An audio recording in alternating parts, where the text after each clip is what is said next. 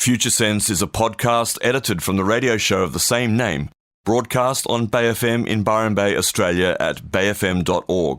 Hosted by Nick Jeans and well-known international futurist Steve McDonald, Future Sense provides a fresh, deep analysis of global trends and emergent technologies. How can we identify the layers of growth, personally, socially, and globally? What are the signs missed, the truths being denied?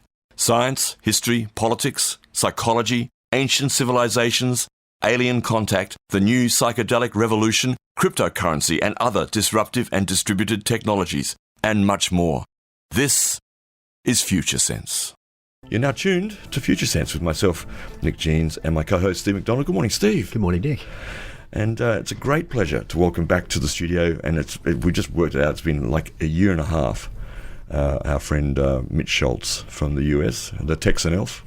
Thanks for having me back, guys. Great Welcome to be back, here. Mitch. We don't really know you, but for the sake of media, you're a stranger to us now. And thanks. It's great to be back, to have you back here. You've just arrived from Austin, Texas. And always great to be back here, and look forward to a little bit of time with you guys. Yeah, some stuff happening. Let's a bit of a sketch before we play the first track of what we're going to be doing today. Yeah, we're going to go down the rabbit hole today. For those listening who might not know Mitch, we'll give you a bit of background, and I guess you're probably most well known globally for being the director of the documentary DMT, The Spirit Molecule. And there's lots to talk about around that, and maybe what's next. We'll chat about that as well. We'll get your opinion on what the hell's going on in the USA also, which could be useful. I mean, it looks really weird from here, but it's always good to get the inside story. From the inside too, yeah.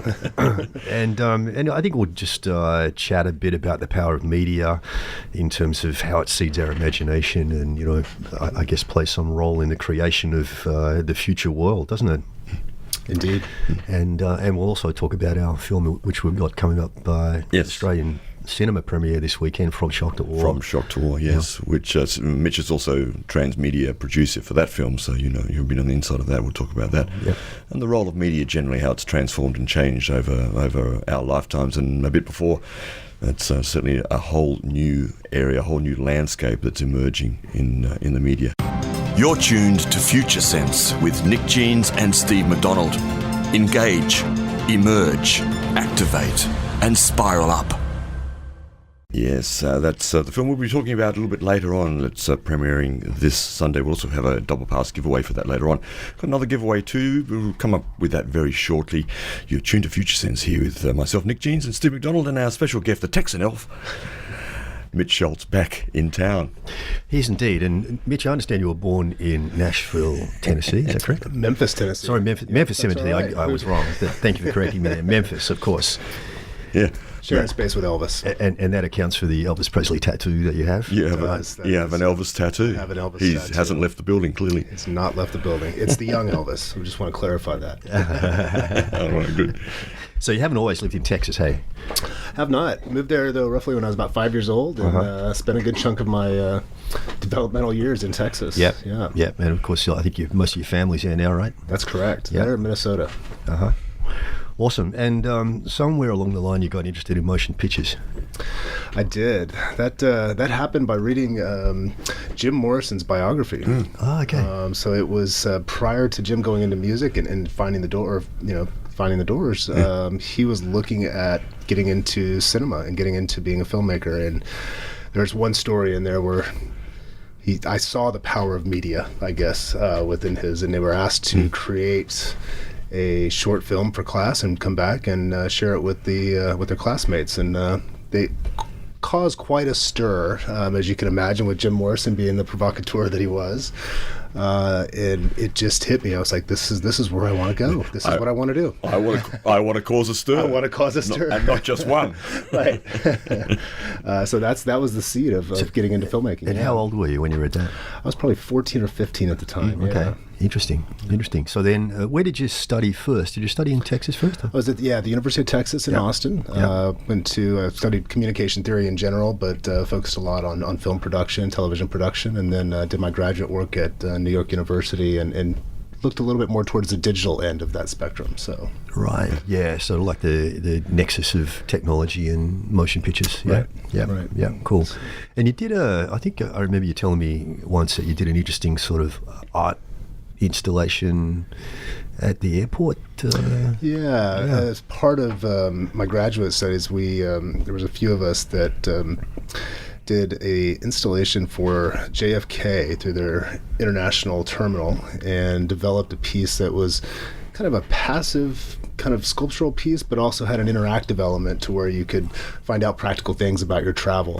But we were also pulling in live data from the airport information systems, and it would showcase, it would go out on the web and pull images and sounds and things related to whatever destination or whatever place that plane took off from. So that's pretty cool. What year would that have been when that? Oh my gosh, I think that was 2003. Because that seems like fairly futuristic for 2003. It was pretty early, yeah. It was just coming up with, how are we going to pull this information from the airport systems? And this was after 9/11, mind you, which was also an interesting piece of the development of that whole thing. Of course, was how do we get in, and then how do we pull this information for people that are at the airport to take a look at. So yeah, interesting. Wow.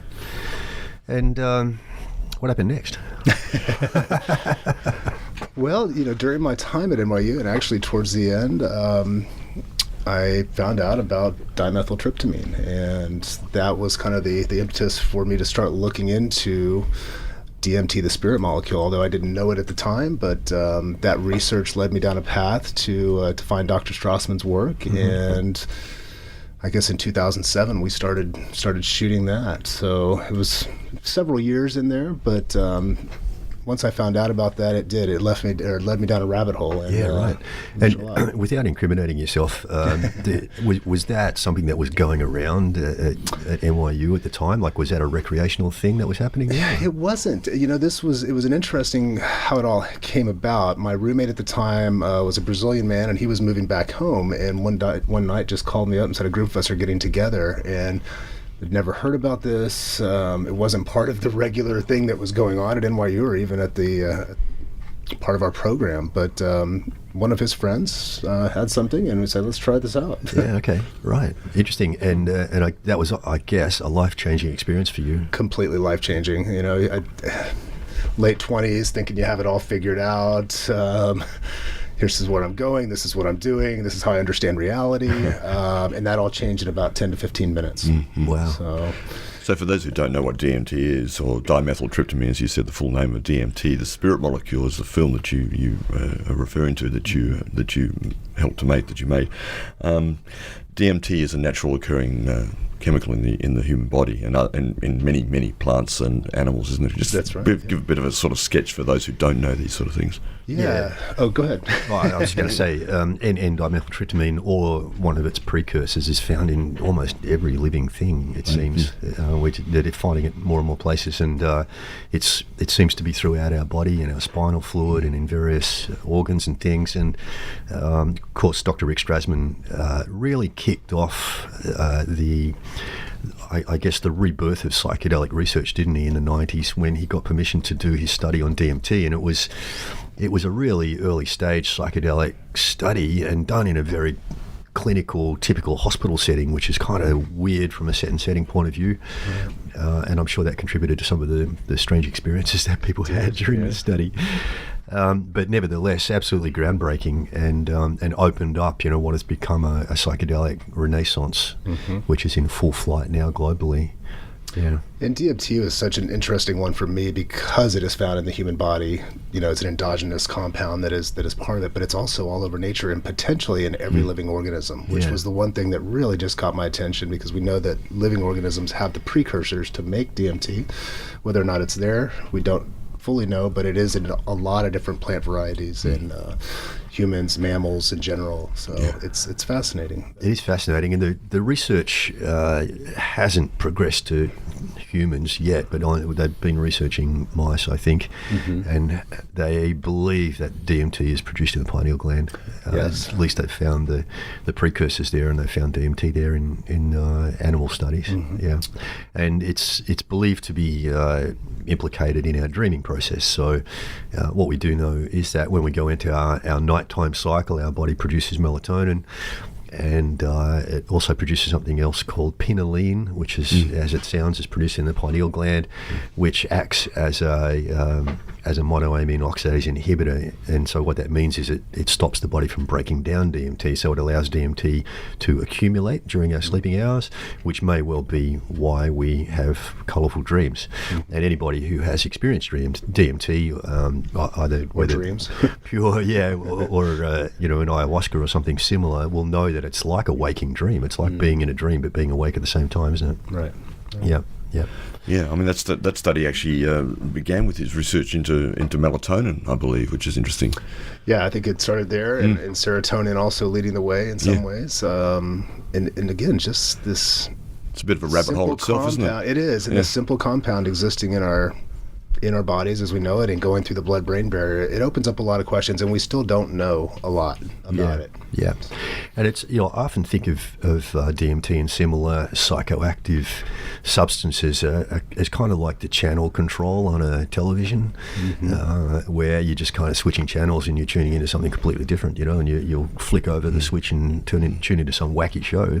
That's hard to believe, and then, Well, and we could even, I think there's a lot of things happening now looking at consciousness as that receiver. Yes, it's not absolutely. just the psychedelics that'll take you on that, but the brain being a receiver of consciousness as opposed to the generator of consciousness. Well, I think I'm sure you guys have talked about. I mean, you mentioned Aldous Huxley before in The Doors of Perception, where the Doors got their name from, of course, from that very famous book. And I always remember reading that book way back then, and that notion, as you're talking about there, that consciousness is this, or the availability of information is so vast, but the brain actually acts in normal consciousness like a funnel and just funnels just what's necessary to maintain the status quo, to keep the default mode network in operation and just make sense of reality.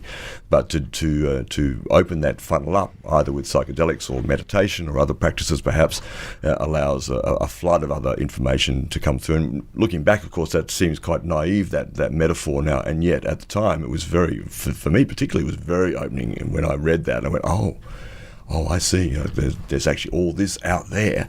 And I'm just reading, I'm just receiving, as you say, I'm channeling, I'm tuned into just a small part of that. And what's the rest of it? And that's for me too, in one way or the other, it's been a bit of a quest in my life too.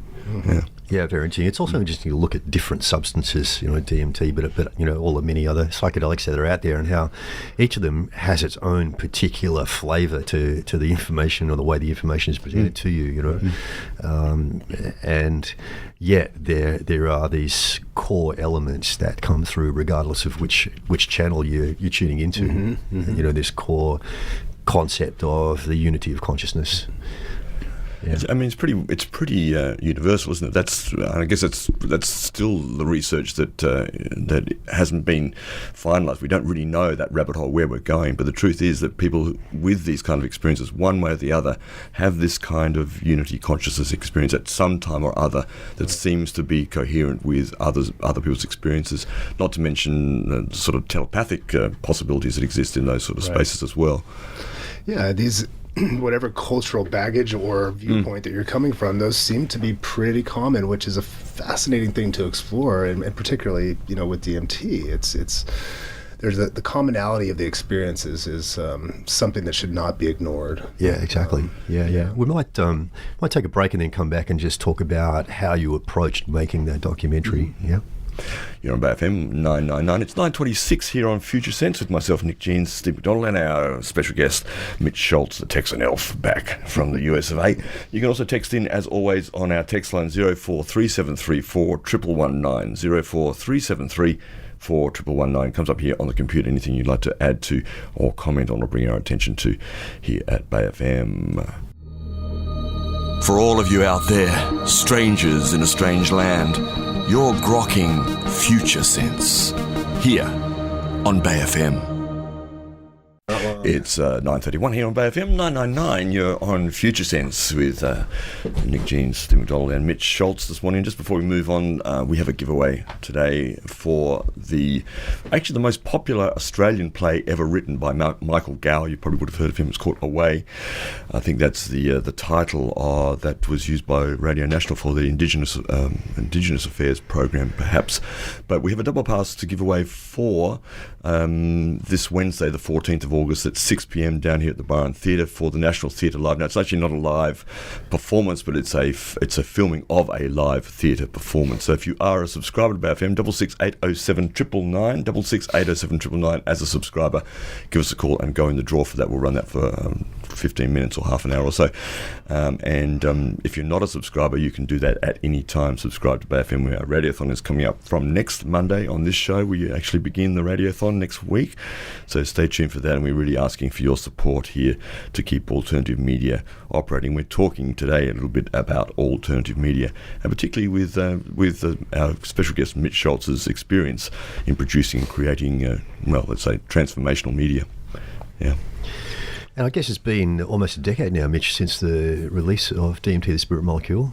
It has. It's amazing that it's been that long. It was 2010 that we came over and did a 5-city tour here in Australia. Was that towards the end of the year? It was. I want to say it was December leading into, through December and the first part of January. Yeah, because that coincided with Rick Doblin's talk at the Entheogenesis Australis conference in Melbourne, which I went to, which was key in the launch of our research organisation, PRISM. With PRISM, Okay. Yeah. Just to remind our listeners what PRISM stands for. Psychedelic Research in Science and Medicine.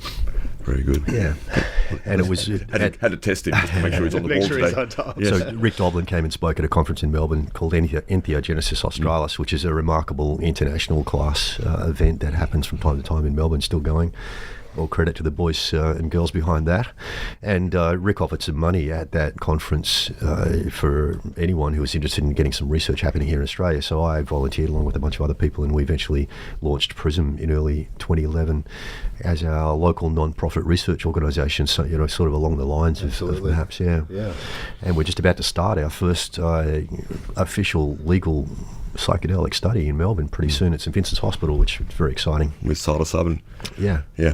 It's great to see that that's pushed forward with you guys, and you guys have stuck around long enough to make all that happen. Yeah, it's been a long, slow road, but we're getting there. Yeah. Well, Rick Doblin in particular, as the founder of MAPS, way back in '84 or something, somewhere around there. 86, I think, or thereabouts. Yeah.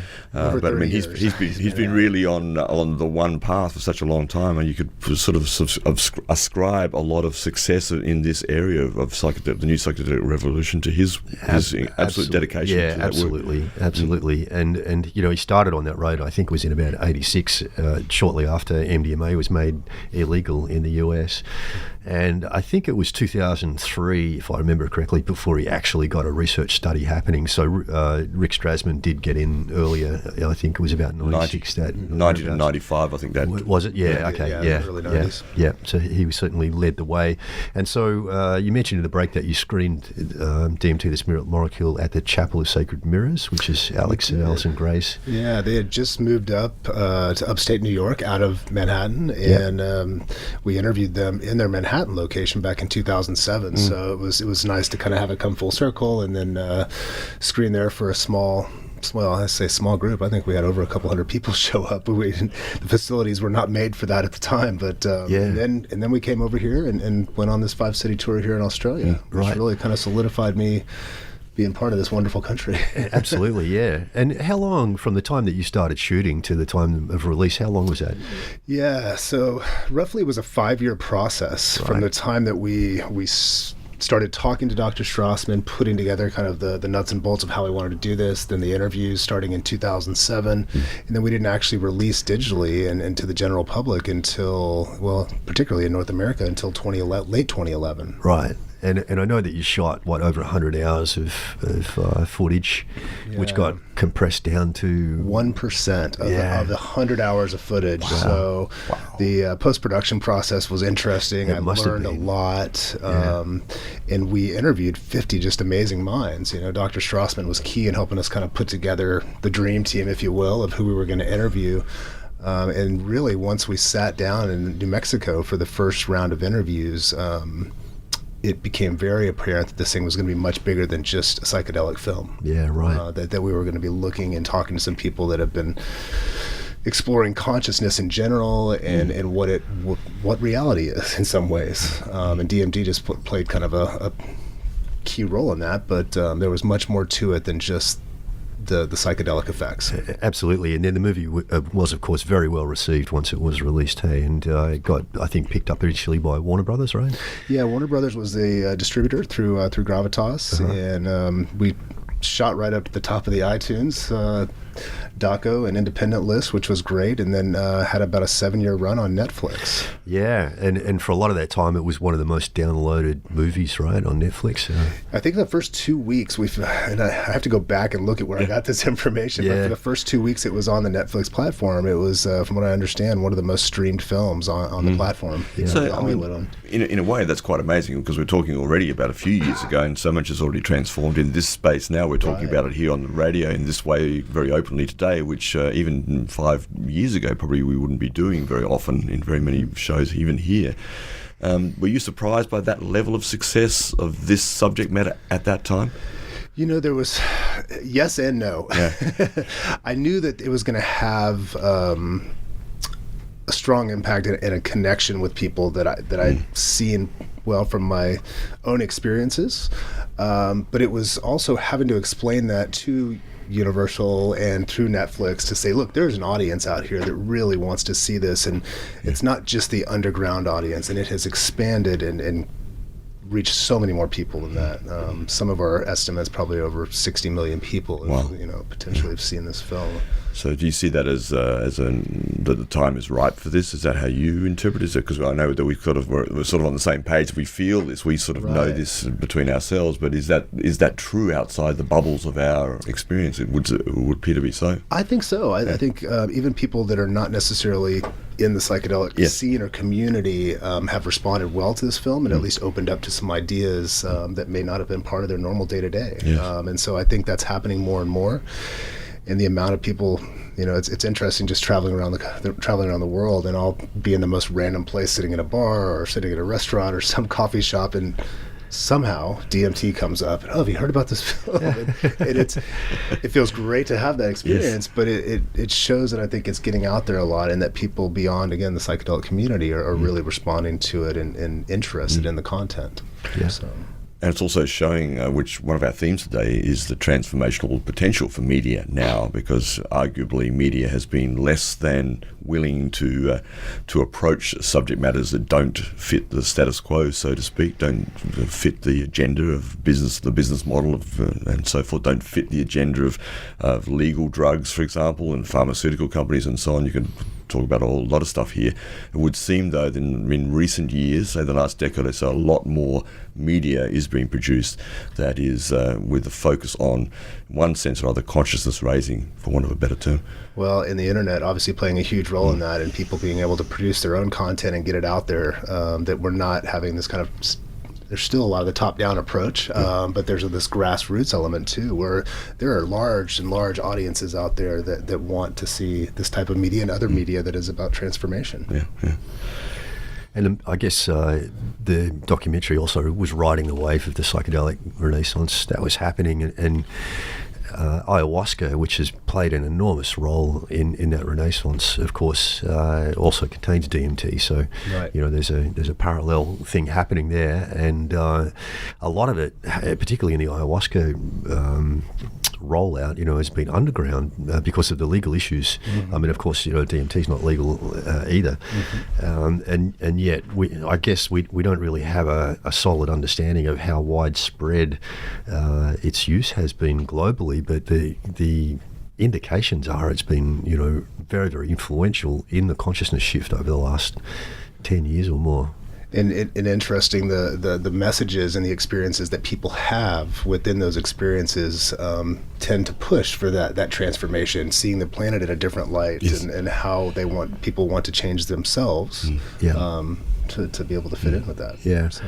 And of course the movie has got a tremendous following, and your social media presence, I think, has played probably an important role in the whole psychedelic renaissance, just bringing people together around the movie, which our good friend Matt Humble from San Antonio has done an amazing job of coordinating over the years. Big shout out to Matt Humble. He's done a great job with our social media. He is. Yeah, we're talking about the DMT, the Spirit Molecule Facebook page in particular there. Yeah, and it's been great to kind of expand on those ideas and not just have it continued focused on the DMT, but what else is happening in that space, and how are people coming to this, whether it's psychedelic oriented or if it's meditation or just in general about transformation and what's happening on the planet. Well, what do you see in trend-wise when you say that? Because that's really interesting. What do you see? Oh, where do we go? Where do we start here? It's a rabbit hole, so you go where you like. Right, you can go down it any way you wish. Well, being an American, let me just pull it back to my own country. And Steve had asked me about that just a little bit ago.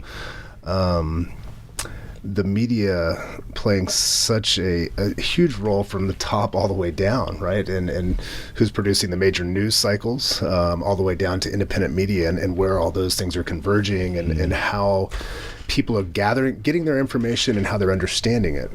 Sometimes people can say it's completely conspiratorial, or if it's going to come from this element.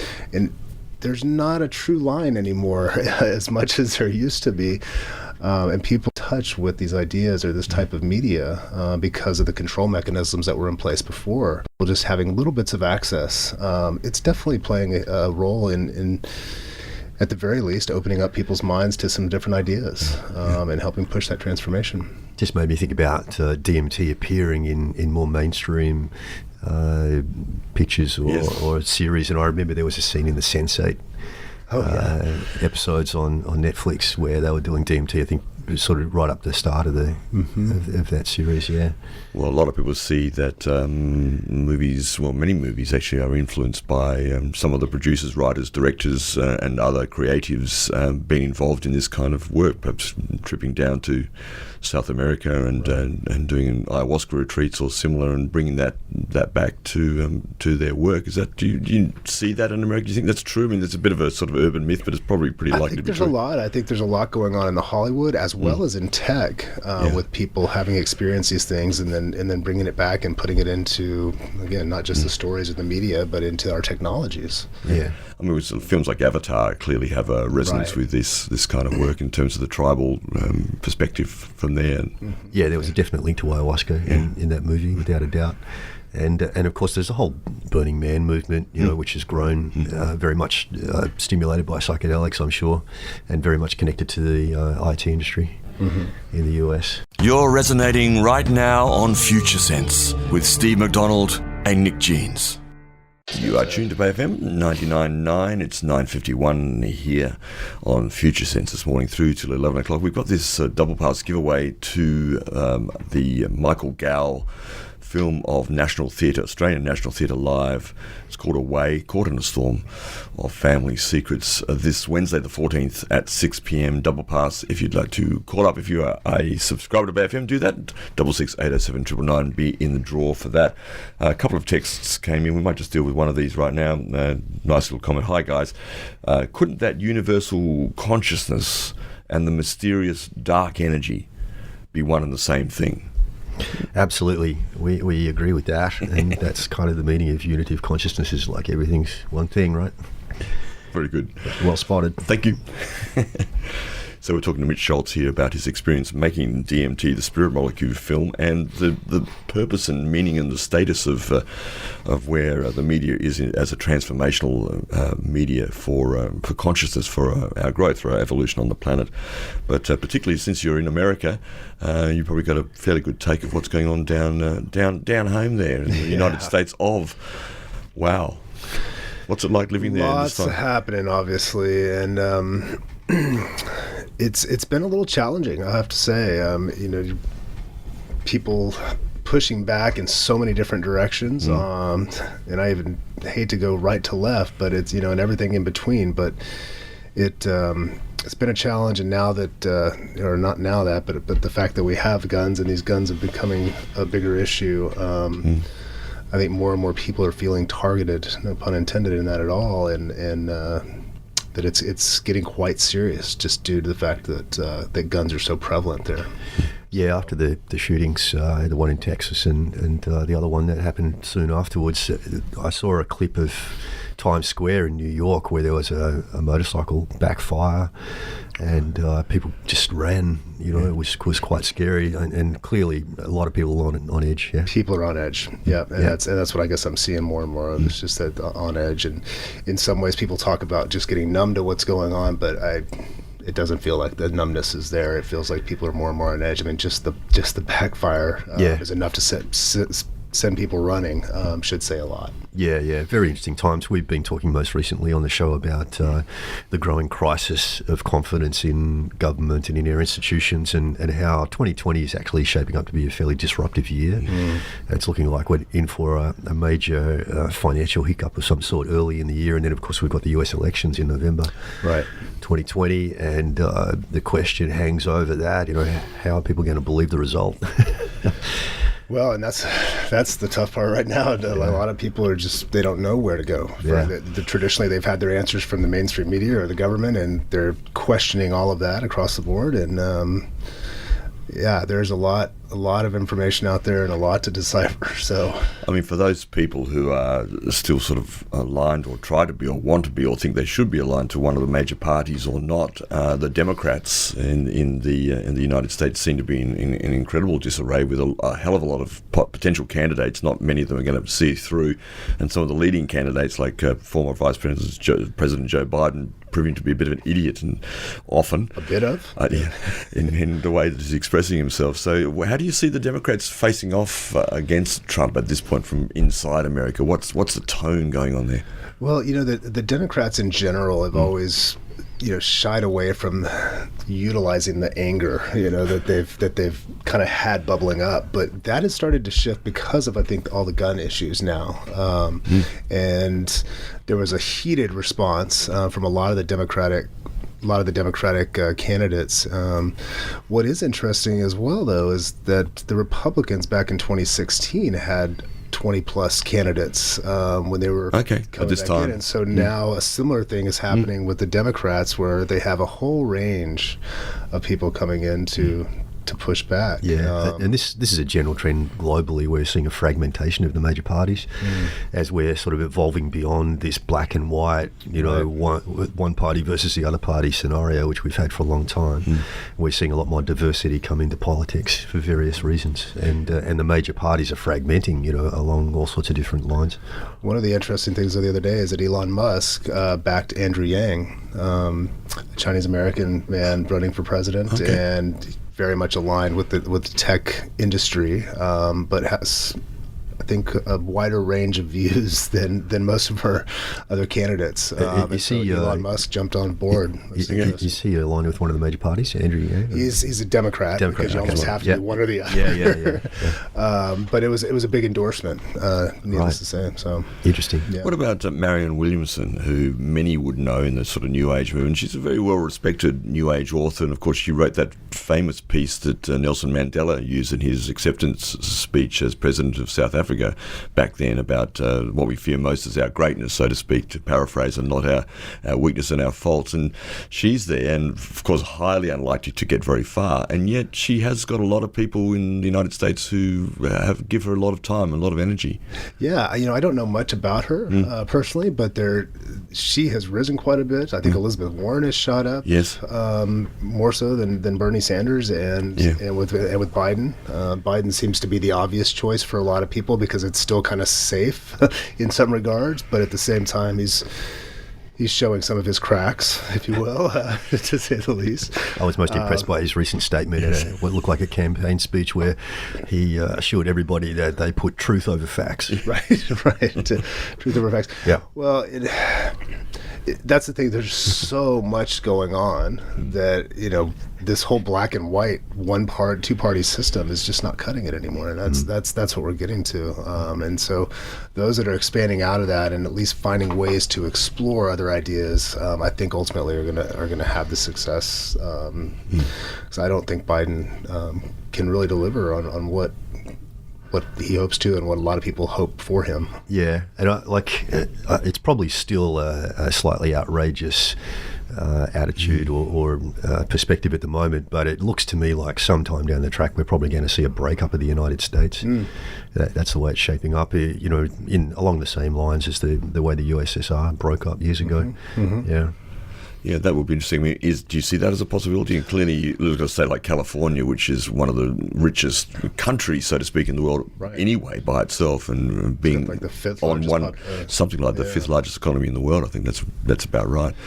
Yeah, in Texas. And Texas also is another large one. But I could see the United States breaking up probably into 4 or 5 different countries, almost like an EU, that had very different backgrounds and value systems, depending on where they were. Yeah. And that's key, isn't it? That the United States is such an incredible country in this particular way. 330 or so million people there, probably as divided as any nation on the earth in terms of its internal consciousness. There are pockets of and major cities and states which represent sort of a whole kind of world view. Take guns, for example, on this place, and then go across America in a completely different view over here. And this pretty much applies to many different things now.